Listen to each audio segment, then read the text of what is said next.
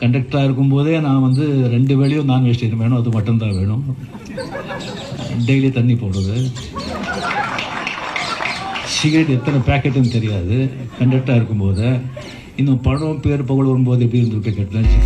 காலையிலேயே பாயா appam, chicken 65. Vegetarians எல்லாம் பார்த்தா பாவமாக இருக்கும், இது எப்படி சாப்பிட்றாங்க அப்படின்னு சொல்லி இருந்தது. இந்த ட்ரிங்க்ஸு, சிகரெட்டு, நான் வெஜிடேரியன், இது 3 ரொம்ப டெட்லி காம்பினேஷன்.